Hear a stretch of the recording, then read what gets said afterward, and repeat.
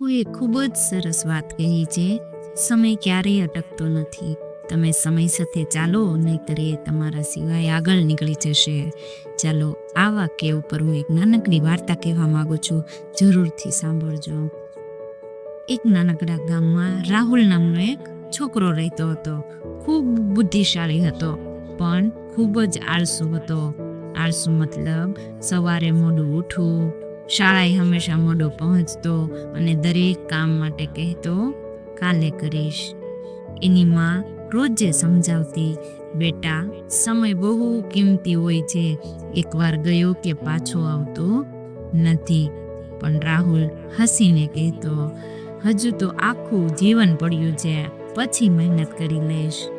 એક દિવસ ગામમાં એક વૃદ્ધ સાધુ આવ્યા. તેમને બધા બાળકોને એક પ્રસ્તાવ આપ્યો, જે પણ આવતા 7 દિવસ સુધી રોજે સવારે 5 વાગે મારી પાસે આવીને શીખશે, તેને હું એવી વિદ્યા શીખવાડીશ કે જીવનમાં ક્યારેય ગરીબ રહેશે નહીં. બધા બાળકો તો ઉત્સુક થઈ ગયા. બધા બાળકો તો રોજે સવારે સમયસર સાધુ પાસે પહોંચતા રહ્યા, સિવાય કે રાહુલના.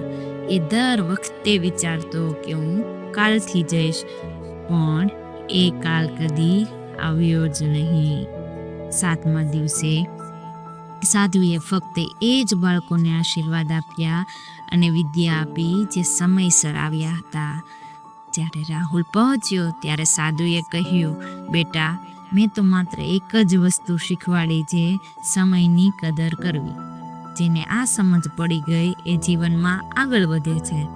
તું એ અવસર ગુમાવી બેઠો. રાહુલ શરમથી માથું ઝુકાવી દીધું. તેને પોતાની ભૂલનો અહેસાસ થઈ ગયો, પણ હવે બહુ જ મોડું થઈ ગયું હતું. એ દિવસથી તેણે નક્કી કરી લીધું કે હવે કોઈ પણ કામ કાલ પર નહીં મૂકું. દરરોજ વહેલું ઉઠીશ અને સમયની સાચી કિંમત સમજીશ. આવી રીતે તે દરરોજ સવારે વહેલો ઉઠવા લાગ્યો અને રોજનું કામ રોજે કરવા લાગ્યો. ખૂબ જ મહેનત કરવા લાગ્યો અને દિવસો વીતી ગયા. થોડા વર્ષોમાં જ એ જ રાહુલ ગામનો સૌથી સફળ છોકરો બની ગયો. મહેનતી, જવાબદાર અને સમયનો સાચો ઉપયોગ કરનાર વ્યક્તિ બની ગયો. અને ગામના લોકો એમ પણ કહેતા કે આળસુ રાહુલ મહેનતી રાહુલ બની ગયો. તો દોસ્તો, સમયની કિંમત કરતા શીખજો. જે લોકો સમયની કિંમત સમજે છે એ જ જીવનમાં આગળ વધે છે. તો જો આ સ્ટોરી તમને ગમી હોય તો લાઈક, શેર અને સબસ્ક્રાઈબ જરૂરથી કરજો.